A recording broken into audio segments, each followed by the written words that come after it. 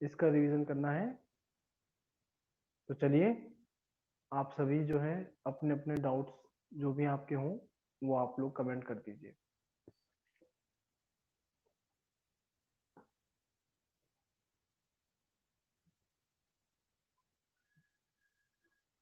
Chapter 14 में जो भी आपके डाउट्स हों कमेंट कर दीजिए।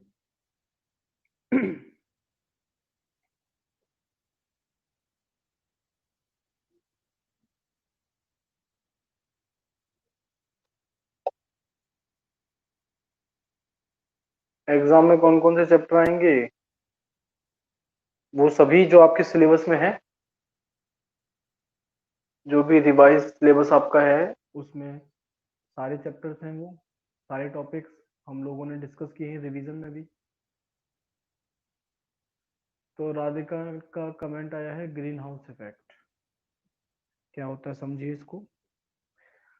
जो नर्सरीज होती हैं जहाँ पेड़ पौधे रखे जाते हैं, नर्सरी आपने देखी हो, तो वहां बच्चों आपने देखा होगा कि एकदम ग्रीन कलर के टेंट हाउस होते हैं, टेंट के बने हुए हाउसेज होते हैं छोटे छोटे, उन्हें ग्रीन हाउस बोलते हैं क्योंकि उस टेंट की एक इंपॉर्टेंट प्रॉपर्टी ये है कि वो टेंट गर्मी को, हीट को, तो जो सूरज की वजह से जो गर्मी आ रही है उसे अंदर तो आने देता है टेंट के, पर वापस अंदर से बाहर जाने नहीं देता। मतलब हीट को अंदर ट्रैप कर लेता है, फंसा लेता है। और इस चीज का फायदा ये होता है कि जो बहुत छोटे प्लांट्स होते हैं उनको बेटर रेट से ग्रो करने के लिए थोड़ा टेम्परेचर ज्यादा चाहिए होता है।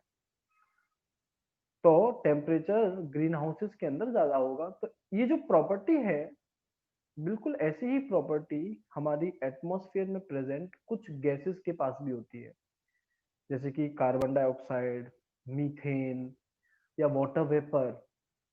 ये सब एक ब्लैंकेट की तरह काम करते हैं जो हमारे एटमॉस्फेयर के चारों तरफ एक ब्लैंकेट, एक कवरिंग तैयार कर देते हैं ये गैसेस। और इस ब्लैंकेट की, इस कवरिंग की भी ये स्पेसिफिक प्रॉपर्टी है कि जो सोलर रेडिएशन सूरज से आ रही है जो अर्थ पर, उसको ये अंदर एटमॉस्फेयर के अंदर ही ट्रैप कर लेता है। इस इफेक्ट को हम लोग बोलते हैं ग्रीन हाउस इफेक्ट। और क्योंकि सोलर रेडिएशन अंदर ट्रैप हो गई है, तो अर्थ का जो टेम्परेचर है, एवरेज टेम्परेचर है, वो स्लोली स्लोली इंक्रीज होता जा रहा है। जैसे हम लोग ग्लोबल वार्मिंग नाम देते हैं। और ग्लोबल वार्मिंग का सबसे बड़ा नुकसान जो हमें झेलना पड़ रहा है वो ये कि हमारे लिए जो फ्रेश वाटर रिसोर्स था एक तरीके से ग्लेशियर्स, वो ग्लेशियर्स इस गर्मी की वजह से मेल्ट होते चले जा रहे हैं और उनका जो पानी है मेल्ट होकर के वो अल्टीमेटली हमारे ओशियंस में जा रहा है और वो पानी हमारे लिए किसी तरीके से यूजफुल नहीं है। तो वाटर मास कंटिन्यूसली बढ़ रहा है और लैंड मास जो है वो घट रहा है। हाँ जी, नेक्स्ट अगला डाउट बोलिए। बायोजियो केमिकल साइकिल, कौन सी बायोजियो केमिकल साइकिल तुमको समझनी है?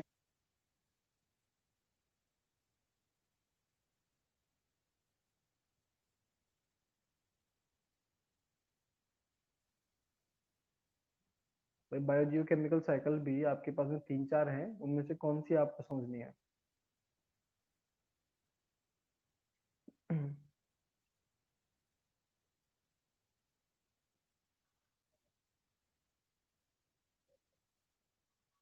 क्या हुआ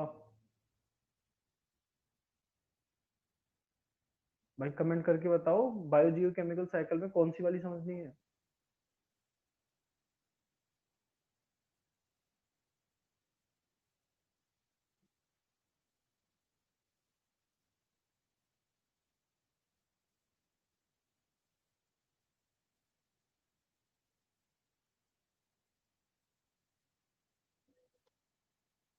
नाइट्रोजन साइकिल, ठीक है जी। तो देखो बायो जियो केमिकल साइकिल, बायो का मतलब है लिविंग, जियो का मतलब है जियोग्राफी और केमिकल आपका केमिस्ट्री से जुड़ा हुआ है। तो एक ऐसी साइकिल, साइकिल का मतलब जिसका कोई एंड नहीं है, कोई अंत नहीं है, वो कंटिन्यूअसली चलती ही चली जाएगी। तो लिविंग ऑर्गेनिजम्स और उनके आसपास का ज्योग्राफिकल एरिया और उसमें प्रेजेंट कुछ केमिकल्स, ये कैसे आपस में एक दूसरे से इंटर रिलेटेड है, कैसे डिपेंड करते हैं, कैसे कोई कंपाउंड किसी दूसरे में कन्वर्ट होता है फिर से वापस वही कंपाउंड मिल जाता है, ये हम लोग बायोजियोकेमिकल साइकिल में पढ़ते हैं। तो सबसे पहला जो है इसमें नाइट्रोजन साइकिल पूछा गया है। तो नाइट्रोजन जो कि एटमॉस्फेयर में 78% जो पार्ट है एटमॉस्फेयर का वो नाइट्रोजन ही है, जिसका फॉर्मूला N2 होता है। तो ये जो नाइट्रोजन है बच्चों, ये बहुत ज्यादा स्टेबल गैस है, किसी के साथ रिएक्ट भी नहीं करती। तो ये जिस फॉर्म में है N2, हम इसे इस फॉर्म में यूज नहीं कर सकते, और जबकि हमारे लिए बहुत ज्यादा जरूरी है, क्योंकि हमारे अमाइनो एसिड्स प्रोटीन्स जो हैं वो इसी नाइट्रोजन के बने हुए हैं, तो हमें ये चाहिए ही चाहिए। पर जिस फॉर्म में एटमॉस्फेयर में ये N2 नाइट्रोजन पाया जाता है, उस फॉर्म में हम लोग इसे यूज नहीं ले सकते। तो उसके लिए इस N2 नाइट्रोजन को नाइट्रोजन के दूसरे कंपाउंड्स में कन्वर्ट करना पड़ता है, जिसको नाइट्रेट हम लोग कह सकते हैं। तो नाइट्रोजन को नाइट्रेट में कन्वर्ट करना पड़ेगा। इस प्रोसेस को बोलते हैं नाइट्रोजन फिक्सेशन। नाइट्रोजन फिक्सेशन, ये नाइट्रोजन फिक्सेशन दो तरीकों से हो सकता है। पहला तरीका, जब बहुत ज्यादा एनर्जी एटमॉस्फेयर में प्रेजेंट हो, और ये एनर्जी एटमॉस्फेयर में आती है जब थंडरस्टॉर्म के दौरान लाइटनिंग होती है, बिजली कड़कती है, तब बहुत ज्यादा एनर्जी प्रोड्यूस होती है, जिसकी वजह से ये N2 इतनी ज्यादा एनर्जी की प्रेजेंस में N2 रिएक्ट करने लगती है और नाइट्रेट में कन्वर्ट हो जाती है। प्रोसेस को आप नाइट्रिफिकेशन या नाइट्रोजन फिक्सेशन कह सकते हैं। पर हर समय तो हमारे एटमॉस्फेयर में बिजली वगैरह नहीं कड़क सकती। तो कुछ बैक्टीरियाज हैं जो कि ग्रीन प्लांट्स, स्पेशली जो लेग्यूमिनस प्लांट्स होते हैं, लेग्यूमिनस प्लांट्स कहे जाते हैं जिन पर आपके सीरियल्स, दाल वगैरह जिन पर ग्रो करती हैं, तो उन लेग्यूमिनस प्लांट्स की रूट्स पर कुछ स्पेसिफिक बैक्टीरिया पाए जाते हैं। उनके पास ये कैपेबिलिटी होती है कि वो एटमॉस्फेयर में प्रेजेंट नाइट्रोजन को अमोनिया के अंदर कन्वर्ट कर दें, और ये अमोनिया फिर आगे नाइट्रेट में कन्वर्ट हो जाता है। तो ये जो बैक्टीरियाज हैं नाइट्रोजन को अमोनिया में कन्वर्ट कर देते हैं। अमोनिया जो है एटमॉस्फेयर में आ गया, या फिर ये जो प्लांट्स हैं ये अमोनिया या नाइट्रेट्स को एब्जॉर्ब कर लेते हैं, रूट्स के थ्रू एब्जॉर्ब कर लेते हैं, है ना। रूट्स के थ्रू एब्जॉर्ब कर लिया, तो ये जो अमोनिया था, नाइट्रोजन जो था, वो प्लांट्स में आ गया और प्लांट्स को हम लोग खा लेते हैं, तो मतलब हमारे अंदर भी आ गया। फिर जब प्लांट या एनिमल कोई मरता है, तो ऑब्वियसली वो लास्ट में मिट्टी में ही मिल जाता है, डिकम्पोज हो जाता है।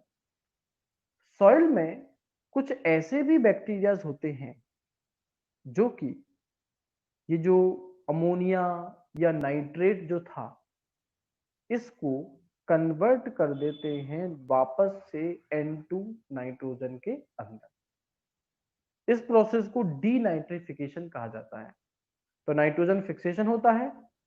नाइट्रोजन फिक्सेशन की वजह से नाइट्रोजन का कंपाउंड्स प्लांट्स एब्जॉर्ब कर लेते हैं, जिन्हें एनिमल्स खा लेते हैं, और जब प्लांट एनिमल मर जाते हैं, डिकम्पोज हो जाते हैं, मिट्टी में मिल जाते हैं, तो सॉइल में ही कुछ ऐसे बैक्टीरिया भी हैं जो कि नाइट्रेट, प्लांट एनिमल में जो भी नाइट्रेट है उसे फिर से N2 नाइट्रोजन में कन्वर्ट कर देते हैं, और इस प्रोसेस को कहा जाता है डीनाइट्रिफिकेशन। गैसिफिकेशन।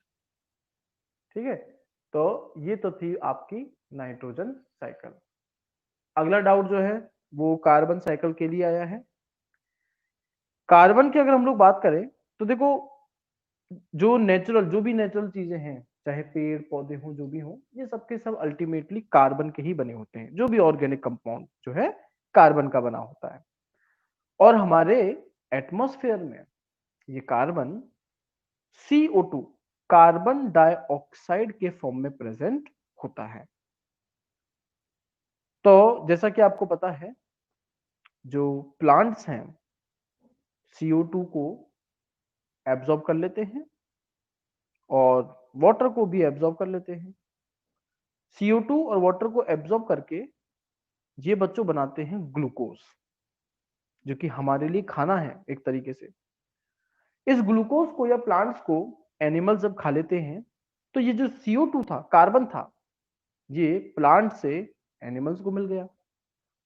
और एनिमल्स, जैसा कि आपको पता है, जब रेस्पिरेशन करते हैं तब जो गैस रिलीज करते हैं वो CO2 कार्बन डाइऑक्साइड होती है।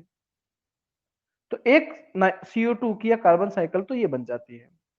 इसके अलावा ये जो CO2 हमारे एटमॉस्फेयर में प्रेजेंट है, ये वाटर में डिसॉल्व होकर के बनाती है लाइमस्टोन, कैल्शियम कार्बोनेट, जो कि मार्बल जिसको आप कहते हैं। इसके अलावा जो हमारे प्लांट्स थे जिन्होंने CO2 को एब्जॉर्ब किया था, ये हाई टेम्परेचर और हाई प्रेशर पर कन्वर्ट हो जाते हैं कोल के अंदर। कोल जो है वो भी कार्बन है, या पेट्रोलियम के अंदर, पेट्रोलियम भी कार्बन है। ठीक है, तो कोल में, पेट्रोलियम में, इनमें कन्वर्ट हो जाते हैं, ये सब कार्बन है। फिर कोल पेट्रोलियम का हम लोग क्या करते हैं, कंबशन करते हैं, भाई फ्यूल की तरह यूज में लेते हैं ना कोल एंड पेट्रोलियम को, कंबशन होता है। तो इनमें जो प्रेजेंट कार्बन है वो ऑक्सीजन गैस के साथ में रिएक्ट करके वापस से कन्वर्ट हो जाता है CO2 के अंदर। तो इस तरीके से कार्बन की एक कंटिन्यूस साइकिल बन जाती है जिसका कोई एंड नहीं है। ठीक है, हाँ जी। नेक्स्ट, अगला डाउट बताइए बच्चों, अगला क्या डाउट है आपका?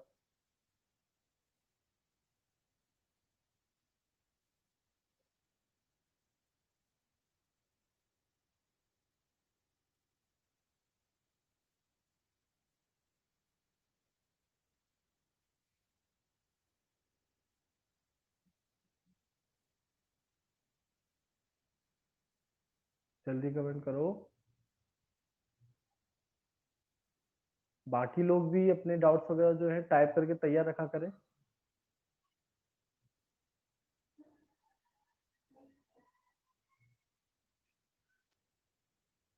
ओजोन, ठीक है।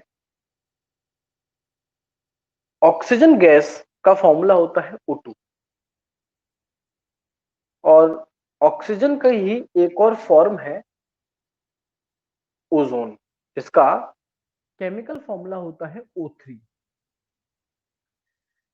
ये O3 ओजोन जो है एक पॉइजनस गैस है, पर ये हमारे एटमॉस्फेयर, जहां पर हम लोग रहते हैं जिस हिस्से में एटमॉस्फेयर के, वहां नहीं बन सकती, क्योंकि O2 से O3, ऑक्सीजन से ओजोन बनने के लिए एनर्जी बहुत ज्यादा चाहिए होती है।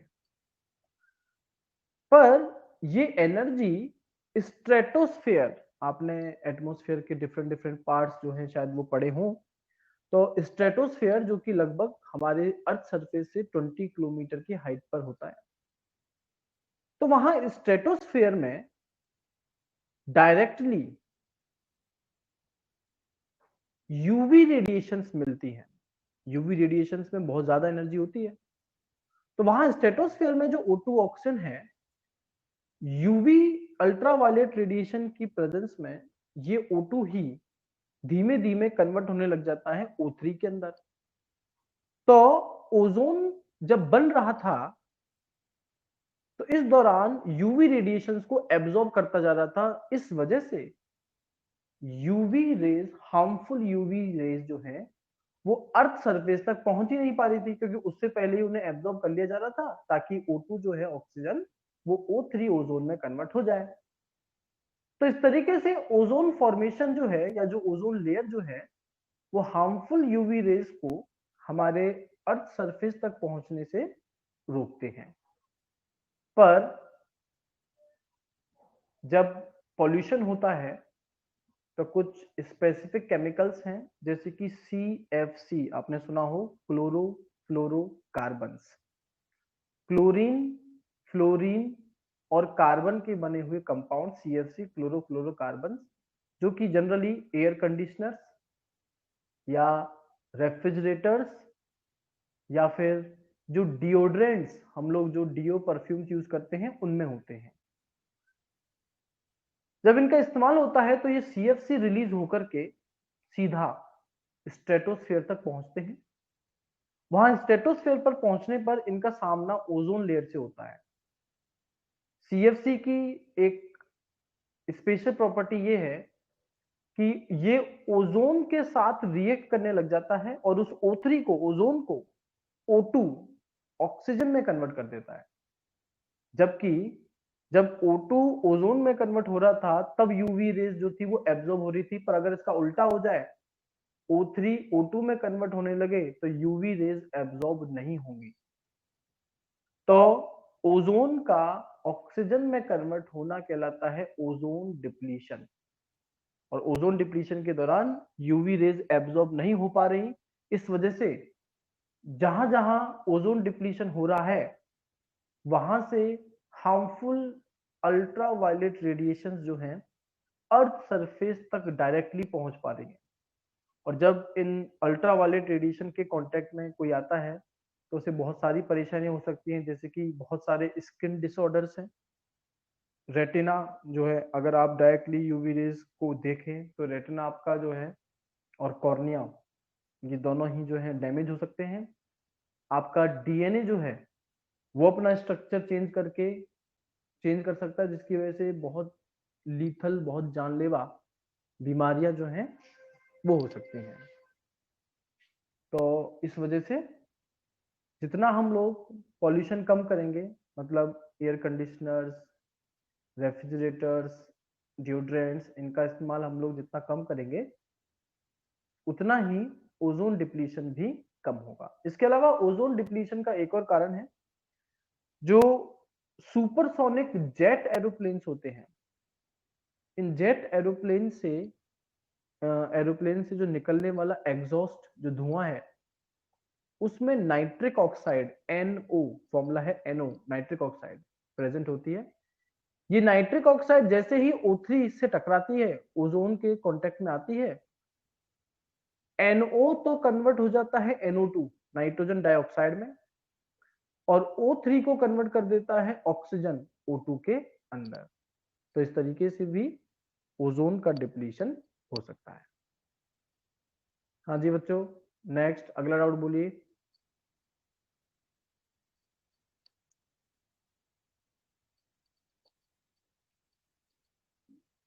मैंने कहा ना कि बच्चों आप लोग टाइप करके रख लो। नेक्स्ट डाउट बोलिए।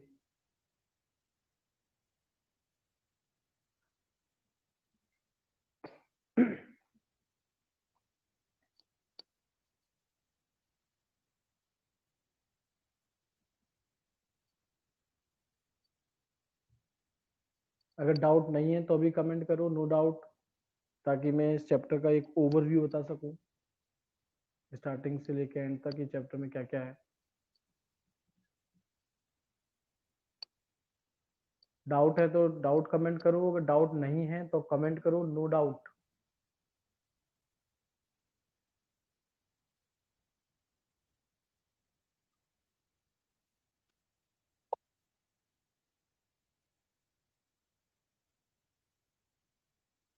विशाखा को डाउट नहीं है, और किसी का कोई है तो बोलो जल्दी।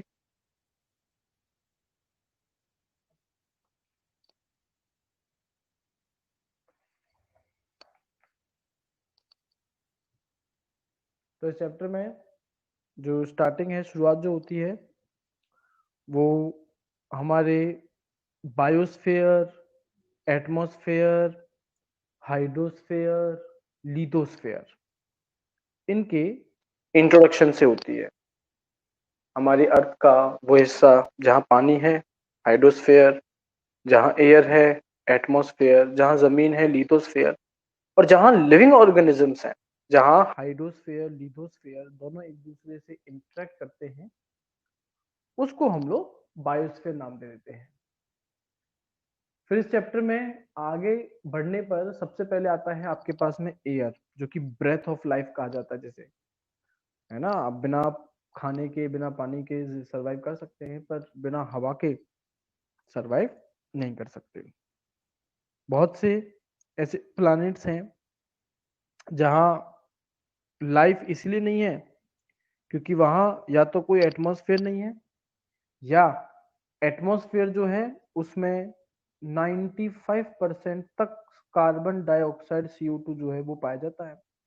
CO2 जैसा कि आपको पता ही है ग्रीन हाउस गैस है, तो वहां टेम्परेचर जो है वो भी काफी ज्यादा रहता है। फिर role of atmosphere in climate control, climate को कंट्रोल करने के लिए एटमॉस्फेयर का क्या रोल है, ये भी मैंने एक तरीके से आपको समझा दिया है। एयर या जो गैसेस होती हैं वो पुअर कंडक्टर ऑफ हीट होती हैं, मतलब हीट अंदर से बाहर नहीं जा सकती, या आप कह सकते हैं बाहर से अंदर नहीं आ सकती। तो ये पहले बहुत फायदेमंद था, क्योंकि पहले पृथ्वी जो थी, अर्थ जो थी, उस पर सब कुछ जमा हुआ था, काफी कम टेम्परेचर था, काफी ठंड वगैरह पड़ती थी। फिर जैसे जैसे CO2 गैस बनने लगी, मीथेन गैस बनने लगी, तो ग्रीन हाउस इफेक्ट की वजह से ग्लोबल वार्मिंग होने लगी, और जो ग्लेशियर्स वगैरह, जो बर्फ जो जमी हुई थी, वो पिघलने लगी। तो जहां पर खड्डे वगैरह थे वो भर के आज वो ओशियंस हो गए हैं, और जो थोड़ा हाई एल्टीट्यूड वाला हिस्सा था जमीन, जिस पर आज हम लोग रह रहे हैं, तो उस समय तो ये फायदेमंद था। पर अब ये जो चीज है CO2 का फॉर्मेशन, ये लगातार ग्लोबल वार्मिंग के लिए रेस्पॉन्सिबल है, और जिसकी वजह से टेम्परेचर अब ज्यादा ही बढ़ता जा रहा है। फिर हमारे पास इसमें आती है wind, the moving air. Concept है कि आखिर विंड या एयर जो है वो कैसे ब्लो करती है, कैसे मूव करती है एक जगह से दूसरी जगह। तो जब कहीं अर्थ पर अनइवन हीटिंग होती है, मतलब कि कहीं ज्यादा हीटिंग है और कहीं कम हीटिंग है, तो जहां ज्यादा हीटिंग हो रही है वहां जो एयर है वो भी ज्यादा हीटअप हो जाएगी, और जब एयर हीटअप होगी तो बच्चों उसकी डेंसिटी जो है ना वो घट जाती है। डेंसिटी घटने का मतलब एयर हल्की हो जाती है। तो इस वजह से वो जो हॉट एयर है वो ऊपर उठ जाती है, ऊपर चली जाएगी, हल्की होने पर ऊपर चली जाएगी। तो उस एरिया में एयर कम हो गई, और अगर एयर कम हो गई तो आप कह सकते हो कि एयर प्रेशर जो है वो कम हो गया। वहीं एक दूसरा एरिया है जहां पर हीटिंग कम है, तो इसका मतलब ये है कि यहाँ एयर की डेंसिटी ज्यादा है, मतलब एयर का प्रेशर ज्यादा है। तो नेचर का एक रूल है, हमेशा डिफ्यूजन होता है high concentration to low concentration. तो अपने आप ये जो प्रेशर डिफरेंस आया है, एक जगह तो प्रेशर ज्यादा है, एक जगह प्रेशर कम, इस प्रेशर को मेंटेन करने के लिए जो आपकी एयर हाई प्रेशर है वहां से ब्लो करती हुई लो प्रेशर की तरफ आ जाती है, और जब ये एयर ब्लो करती है तो इसी ब्लोइंग एयर को हम लोग जो है नाम दे देते हैं विंड। ऐसा एक एक्सपेरिमेंट आप लोग करके देख सकते हैं। आपको कुछ नहीं, एक मोमबत्ती कैंडल लेनी है, उसको जलाना है, और एक अगरबत्ती लेनी है, उसे जलाना है। अगरबत्ती में से धुआं निकलेगा, आप उस धुएं को ऑब्जर्व करो, और फिर आप उस अगरबत्ती को कैंडल के ऊपर थोड़ा सा ऊपर ले जाइए। आप अचानक से देखेंगे जो अगरबत्ती से निकलने वाला धुआं पहले इधर उधर जा रहा होगा, जैसे ही आप कैंडल के ऊपर रखोगे अब वो सीधा ऊपर ही जाएगा, क्योंकि कैंडल के ऊपर की एयर गर्म हो गई होगी, और वो हल्की होने पर ऊपर की तरफ जाएगी, जो कि अपने साथ अगरबत्ती के धुएं को भी ऊपर ले जाएगी, है ना। तो इस तरीके से जो है आपकी विंड जो है वो ब्लो करती है। इसके अलावा एटमॉस्फेयर का रोल रेन फॉर्मेशन या क्लाउड फॉर्मेशन में भी है। जब वाटर बॉडीज हीटअप होती हैं, गर्म होती हैं, तो उनकी सरफेस से इवोपरेशन होता है, मतलब जो लिक्विड जो वाटर सरफेस पर है वो हीट एब्जॉर्ब करके गैसेस स्टेट में कन्वर्ट होने लगता है, जिसको आप वाटर वेपर कहते हैं। एयर जो गर्म हुई है, वाटर बॉडी के ऊपर जो एयर गर्म हुई है, वो जब हल्की होकर के ऊपर उठेगी तो वो अपने साथ इस वाटर वेपर मॉइस्चर को भी ले जाएगी। एक पर्टिकुलर हाइट पर ले जाने के बाद टेम्परेचर कम होने लग जाता है। इसीलिए तो तुम देखोगे जो पहाड़ी एरिया होता है वहां सर्दियां ज्यादा लगती हैं, है ना, सर्दी ज्यादा पड़ती है, वहां टेम्परेचर कम होता है। तो जब एक हाइट पर टेम्परेचर कम होने लगेगा, कम होने पर ये जो वाटर वेपर है गैसेस स्टेट में, ये कंडेंस होने लगेगा, और कंडेंस होते होते ये क्लाउड में कन्वर्ट हो जाता है, जो कि टाइम आने पर, और जब हैवी हो जाते हैं ये वाटर मॉलिक्यूल्स, वाटर ड्रॉपलेट्स, तब ये रेनफॉल की फॉर्म में जमीन पर गिरते हैं, तब बारिश होती है इस तरीके से। फिर इसमें आपके पास में एयर पॉल्यूशन है। भाई, पॉल्यूशन का मतलब होता है किसी भी अनवांटेड या अनडिजायरेबल सब्सटेंस का ऐड हो जाना, जो कि हमारे आसपास के एनवायरनमेंट को कंटामिनेट करे, खराब करे, उसको पॉल्यूशन बोलते हैं। एयर पॉल्यूशन का मतलब हो जाएगा किसी अनवांटेड गैस का हमारे एटमॉस्फेयर में ऐड हो जाना, जैसे कि आप फॉसिल फ्यूल्स को जलाइए तो CO2, NO2, SO2, ये गैसेस जो हैं वो रिलीज होती हैं। ये गैसेस वाटर वेपर के साथ जब मिलती हैं तो ये एसिड्स में कन्वर्ट हो जाती हैं। तो इसका मतलब जो वाटर वेपर, जो रेन है, जो क्लाउड्स बनेंगे, वो भी एसिडिक हो जाएंगे, और इस रेन को हम लोग एसिड रेन नाम देते हैं। इसके अलावा कार्बन पार्टिकल्स, स्मोक पार्टिकल्स जो हैं वो भी एटमॉस्फेयर में आते हैं, तो उनकी वजह से बहुत सारी परेशानियां होती हैं, लंग्स डिजीज हो जाती हैं। अस्थमा जो है वो इसका बहुत कॉमन एग्जांपल है। पॉल्यूशन की वजह से विजिबिलिटी कम हो जाती है। जब सर्दियां आती हैं तो कोहरा पड़ने लगता है। उस कोहरे का, फॉग का जो कारण है वो एक्चुअल में जो पॉल्यूटेंट्स प्रेजेंट हैं एटमॉस्फेयर में, ये है। इसके अलावा बहुत से लोगों को एलर्जी एयर पोल्यूशन की वजह से, हार्ट डिजीजेस या इवन कैंसर के चांसेस जो हैं वो भी एयर पोल्यूशन की वजह से देखे गए। तो एयर के बाद फिर हमारे पास आता है इस चैप्टर में water, a wonder liquid. Water अर्थ पर लगभग 97% पार्ट पानी ही है, चाहे ग्लेशियर्स के फॉर्म में हो, रिवर के फॉर्म में हो, ओशियनिक वाटर के फॉर्म में हो, अंडरग्राउंड वाटर के फॉर्म में हो। पर हर एक लिविंग ऑर्गेनिज्म को जिंदा रहने के लिए पानी की जरूरत है, क्योंकि उसकी बॉडी का मोर देन 70% पार्ट वाटर का ही बना है। उसके सेल में कोई भी रिएक्शन हो रही है, कोई भी प्रोसेस हो रहा है, तो एक्चुअल में वो वाटर के अंदर ही हो रहा है। तो वाटर हर किसी के लिए बहुत ज्यादा जरूरी है, पर इस वाटर का डिस्ट्रीब्यूशन इक्वल या इवन नहीं है, अनइक्वल डिस्ट्रीब्यूटेड है ये वाटर। तो इस वजह से कहीं पर कहीं ज्यादा है तो वहां वेस्टेज ज्यादा होता है, कहीं पर सर्वाइवल के लिए भी जो है एडिक्वेट अमाउंट में नहीं होता, तो वेस्टेज का तो कहाँ बात करें।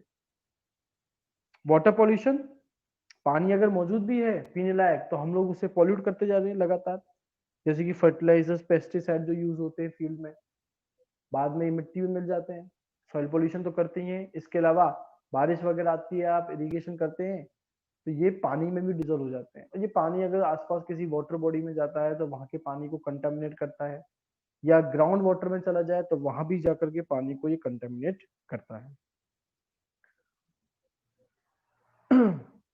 बहुत से डिजीज कॉजिंग माइक्रो ऑर्गेनिजम्स इस कंटेमिनेटेड वाटर के अंदर जन्म लेते हैं। फर्टिलाइजर्स या फिर जो फैक्ट्री से वेस्ट निकलता है, इनमें बहुत सारे पॉइजनस सब्सटेंसेस होते हैं, जैसे कि मर्क्यूरी सॉल्ट। ये वाटर बॉडीज में रिलीज कर दिए जाते हैं, जिन्हें इंसान पिए तो उसको बहुत सारी परेशानियां हो सकती हैं।